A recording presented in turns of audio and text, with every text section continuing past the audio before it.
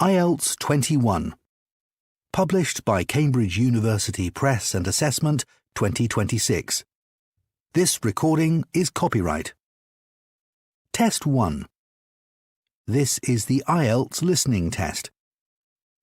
You will hear a number of different recordings and you will have to answer questions on what you hear.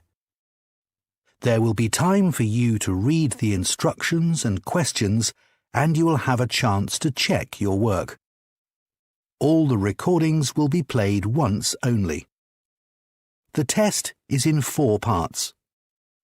At the end of the test, you will be given 10 minutes to transfer your answers to an answer sheet. Now turn to Part 1.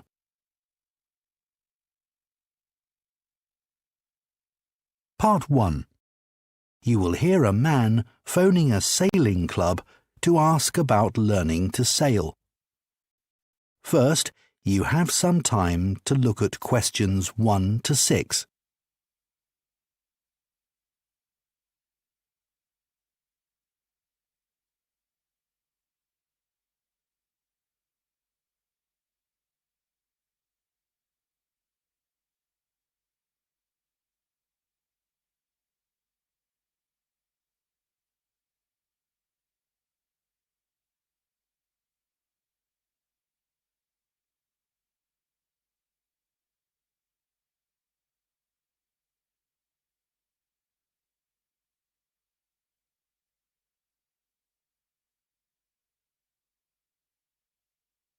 Now listen carefully and answer questions 1 to 6. Hello, Oyster Bay Sailing Club. How can I help you? Oh, hi. I'd like to find out about sailing courses for beginners. No problem. Is it for yourself? Yes, I had a look online, but I'm not sure which course would be best. OK. Well, you might be interested in our taster days. Possibly.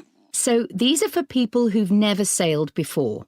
It's basically an introduction to sailing to find out whether you enjoy it and want to carry on with it. And how much is that?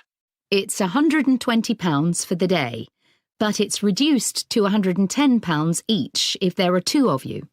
No, it would just be me. Oh, that's fine. You'd be in a small group, usually about 8 people, but no more than 10. And everyone's always very friendly. Uh-huh. And are there any other suitable courses? The other option is the Level 1 course.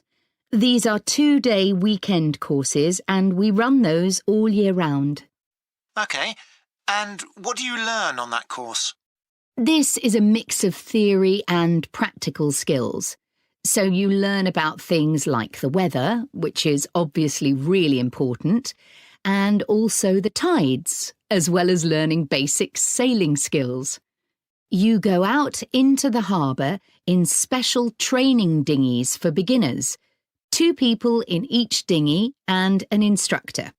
He or she will make sure you understand everything you need to know about safety. It sounds like hard work. Yes, but you'll have a lot of fun too. And the cost of that one is? £200, but it's a bit cheaper if you decide to join the club. There's a discount for members. Well, I'm not sure about that yet.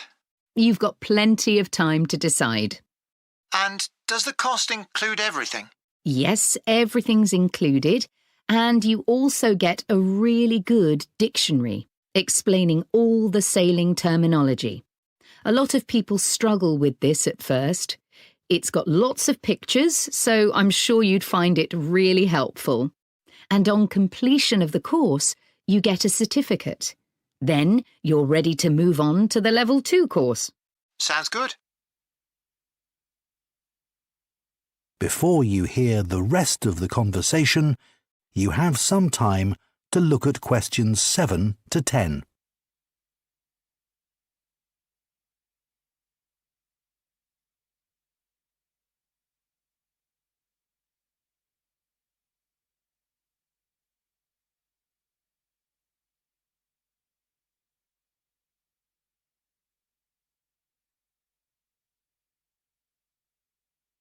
Now listen and answer questions 7 to 10.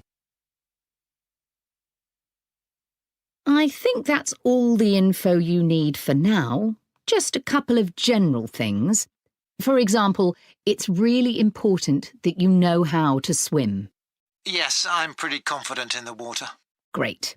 The other thing I should tell you is that we provide wetsuits and life jackets, but you need to bring swimming trunks and some old trainers. And a towel? Yes, definitely. And you might want to bring your own toiletries, things like shampoo. OK. What about food and drink? Do I need to bring that, or is there a cafe at the club? Yes, you can get sandwiches, cakes and snacks there. The food's pretty reasonable. OK, good. Well, I think I'm interested in the Level 1 course, but I know absolutely nothing about sailing, so is there anything I can do to prepare myself a bit? I recommend you watch some videos we use for training. They're available online. I can send you the link. They'll give you an idea of what to expect. Perfect, thanks. That would be very helpful. Oh, and just one other thing. I'll be cycling to the club and we'll need somewhere to put valuables. I'm just wondering if there are lockers for people to use? Yes, there are plenty in the changing rooms. Great. OK, well, could you book me onto the... That is the end of Part 1. You now have 1 minute to check your answers to Part 1.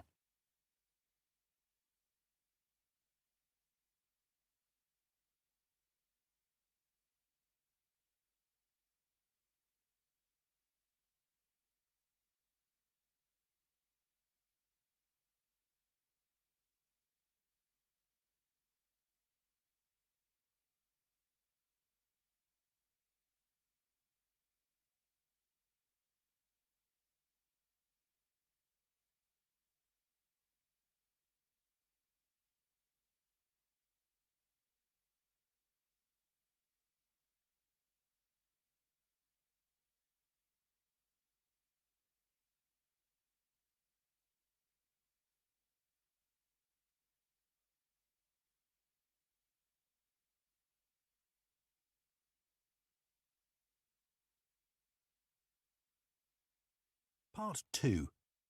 You will hear a woman giving advice on a podcast about how to become a makeup artist in the film industry. First, you have some time to look at questions 11 to 16.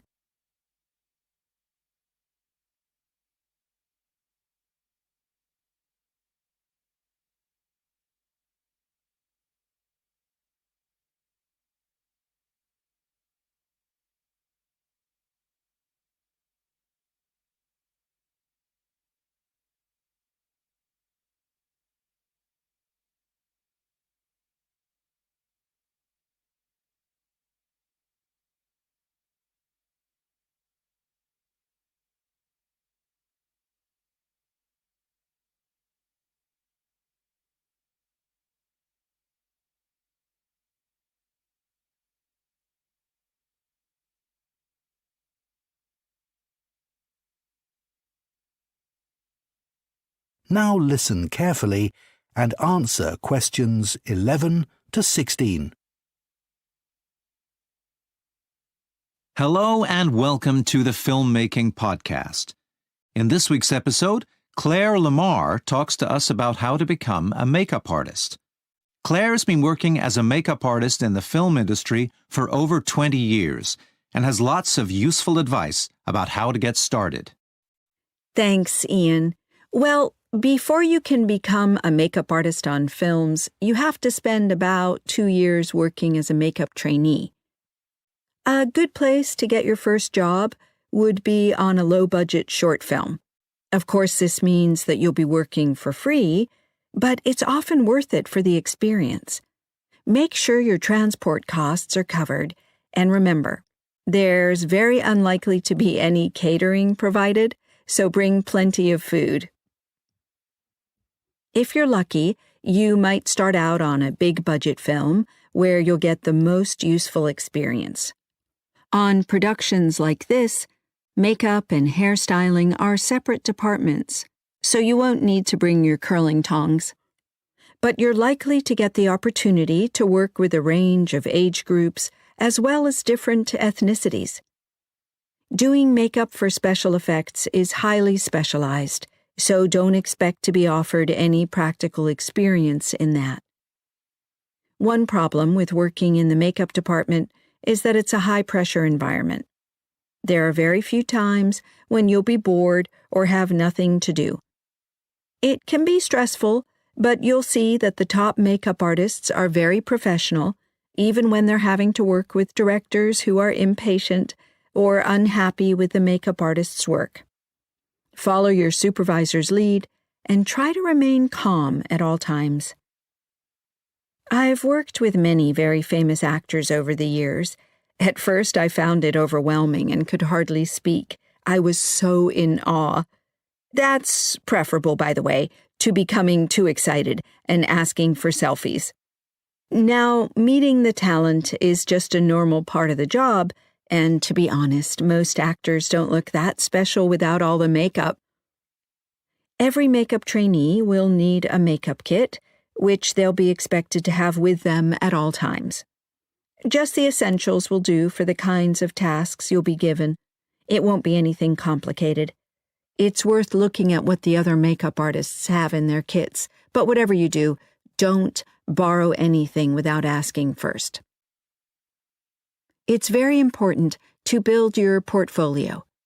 You should take photos of all the work you do, and ideally show the different stages of makeup application if you can. But remember, you'll need to get approval from the makeup designer in charge of the department. As you'll be sending your portfolio digitally, you won't need to get photos printed. Before you hear the rest of the podcast, you have some time to look at questions 17 to 20.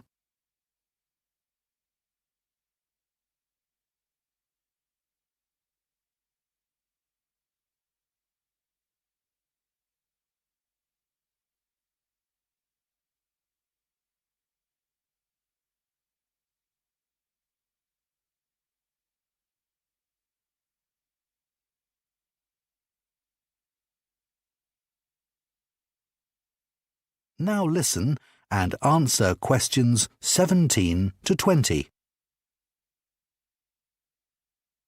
So what does a makeup trainee actually do? You need to think about whether you're the right kind of person to do the job and whether you'd enjoy it. So to give you some idea, here are some of the things you might be required to do. You may be asked to help prep an actor ready for makeup. Some actors will arrive having already cleansed and moisturized their skin. But sometimes you'll need to step in and get this done without wasting any time. Otherwise, the makeup artist will get behind schedule. Trainees play a useful role in continuity. It will be your responsibility to take photos, log them digitally, and print out a hard copy to put in each actor's file. This information needs to be kept in good order, as a reshoot can mean replicating makeup months later. General duties mean doing anything from getting the teas and coffees to putting on a wash. Having a positive attitude and being willing to do whatever is asked of you will help you get your next film job. You won't be asked to apply makeup to any of the principal cast, only the extras. If there are dozens of extras involved, you'll need to keep up a swift pace and not spend too long on each person. It takes quite a lot of confidence to be able to do this well. Okay, now about terms and conditions. That is the end of Part 2. You now have 30 seconds to check your answers to Part 2.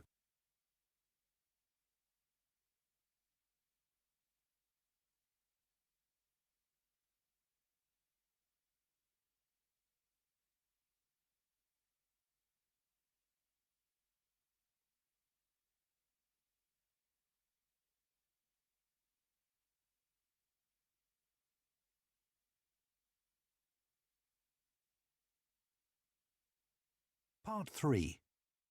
You will hear two marine biology students discussing a lecture on marine biodiversity and conservation from a visiting speaker.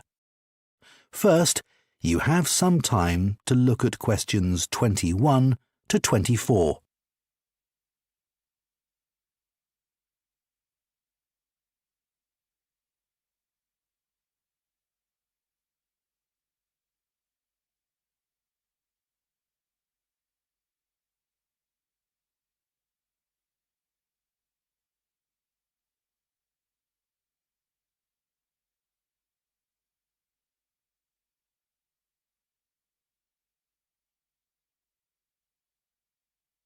Now listen carefully and answer questions 21 to 24. That lecture from the visiting speaker yesterday was good, wasn't it? Yeah, I learned a lot from her about ocean biodiversity. I've already done some reading on it, and I did an assignment on some of the problems associated with it last year. But I especially liked the way her lecture focused on more long-term issues. Yes, things that aren't currently receiving widespread attention, but are likely to be important in the future. That impressed me too. It wasn't exactly a feel-good conclusion, because it's hard to see any real solution for a lot of the problems. No, though she did point to where policy changes could be made to protect our marine and coastal environments. But that's just at a national level. The examples she gave were at a more global level, and they really made it clear to me just how wide-ranging the threats to ocean biodiversity are. Yes, me too. The research project she described was impressive, wasn't it? I'd have thought it was quite unusual to have so many experts working together. Yeah, and from such different backgrounds. Must have been a really exciting team to work with. I'd heard of a couple of them before.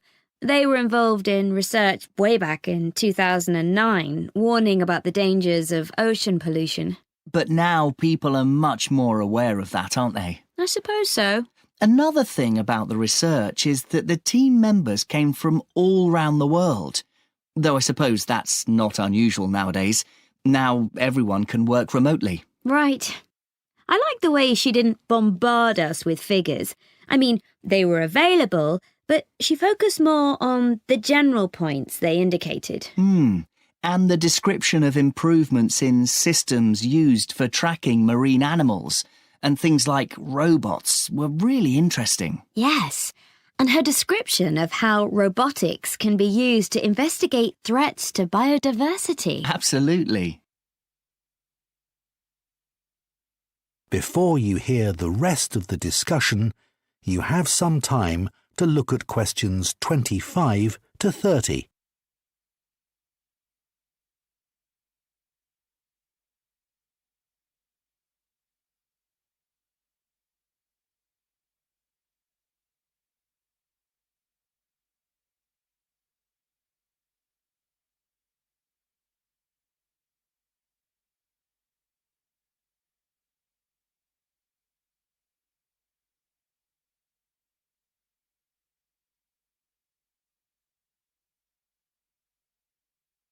Now listen and answer questions 25 to 30.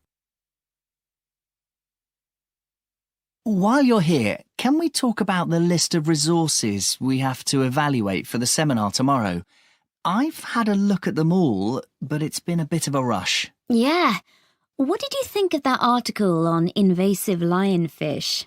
The one claiming they were expanding their habitat throughout the Mediterranean Sea. Well, the writer went on about how dangerous they were in environmental terms, which is probably true, but he didn't really provide much information to explain why. I know what you mean.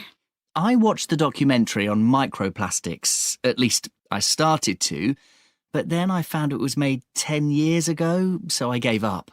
I watched to the end, but you're right, it was showing its age. People had hardly heard of microplastics then, whereas now everyone knows about them and how dangerous they are. Yeah. Did you listen to the podcast on ocean pollution? I didn't get anything out of it though. Most of it was stating the obvious. Yes, it mentioned pesticides and plastic and things, and it clearly made the point that they were a bad thing. But everybody knows that anyway. Did you read that book on coastal ecosystems? The one by John Harper? Yes. I found it hard going at first.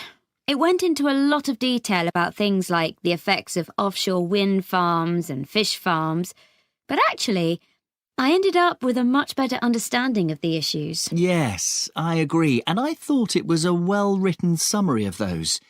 And the diagrams helped a lot too. The article on metal toxicity was way above my head. I didn't know anything about how metals from industrial emissions react in the ocean, and I still don't understand it. I gave up reading after the first chapter. I just couldn't follow it. That podcast on floating marine cities was interesting, though it presented a rather one-sided picture, I thought. Yes, it focused on how this would benefit people and ignored the effects on the environment. But anyway, shall we talk about... That is the end of Part 3. You now have 30 seconds to check your answers to Part 3.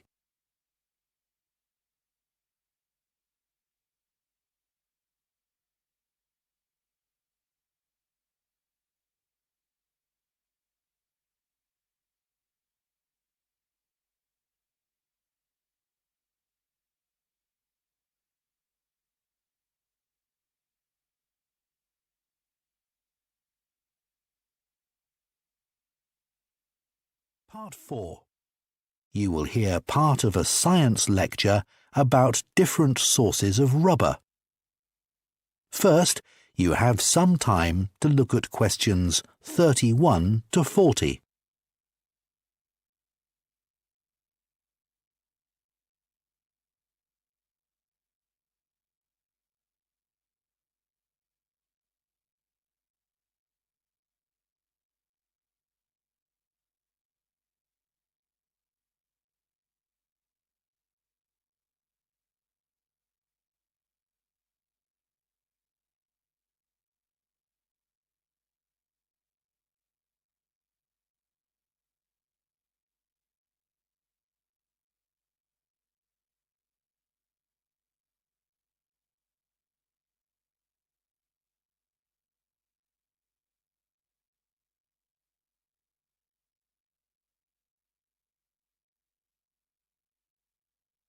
Now listen carefully and answer questions 31 to 40.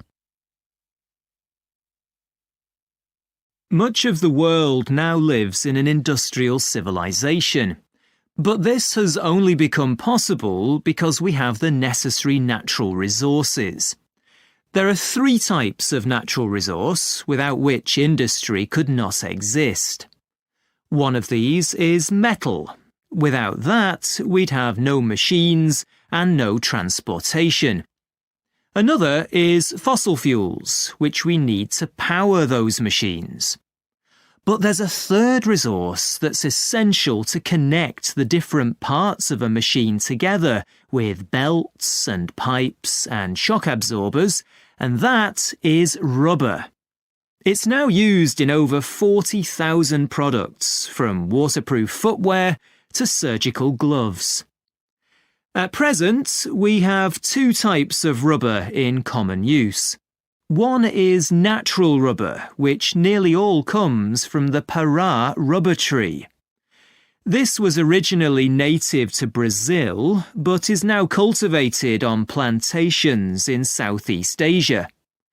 Recently, however, concern's been growing that supplies may soon be insufficient for the world's needs. So, what exactly is limiting the supply of natural rubber?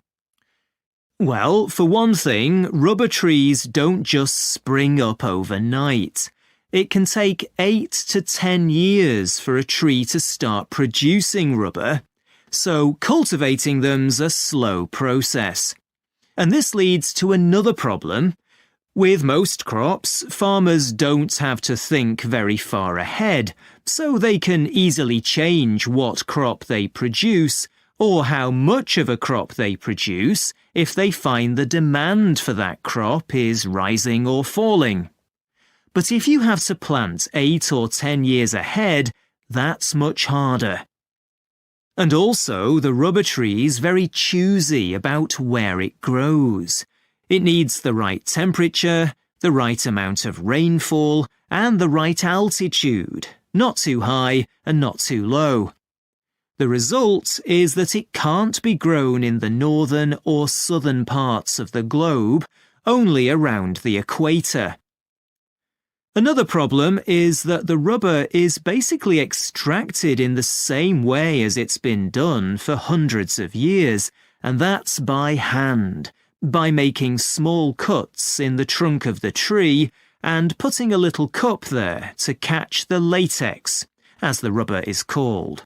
It's very labour-intensive. And it's not just the initial production that's limiting supplies.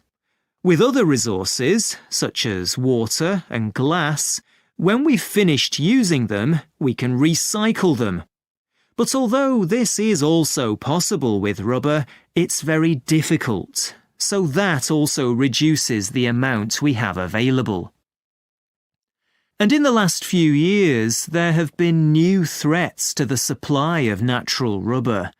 One problem is linked to the fact that nearly all the rubber trees in Southeast Asia are descended from just a small number of seeds brought from Brazil in the 19th century.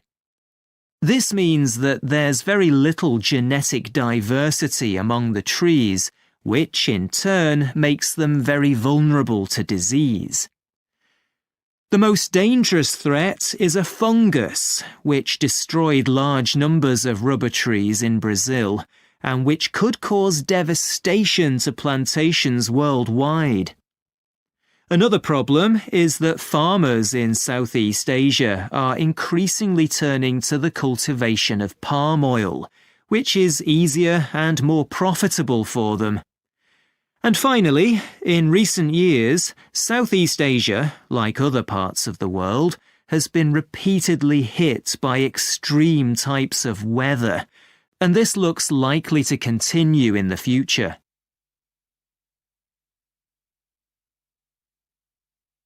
However, as well as using natural rubber, it's also possible to make rubber synthetically. This works very well for some purposes, for example, making engine parts or silicone pots and pans used for cooking. But compared with natural rubber, it's not anything like as strong, and this means it can't replace natural rubber in other products. For example, while a mixture of natural rubber and synthetic rubber works well in car tyres, only natural rubber can stand up to the extreme speeds of aircraft tyres during takeoff and landing. So, for some time, scientists have been looking for alternative sources of natural rubber. One that's been known about for some time seems initially to be a rather unlikely source. It's a wild plant with yellow flowers that we normally regard as a weed when we see it in our gardens. But when it's pulled up and its roots cut open, they're found to contain rubber. Now, compared to the rubber tree, dandelions produce relatively small amounts of rubber, but unlike rubber trees, they're very adaptable. They'll grow in all sorts of places, and they don't need rich soil. So at present, there are several projects underway investigating the possibility of using dandelions as a source of rubber. Another possibility is a desert shrub grown in Mexico and Texas, which is also... That is the end of Part 4. You now have 1 minute to check your answers to Part 4.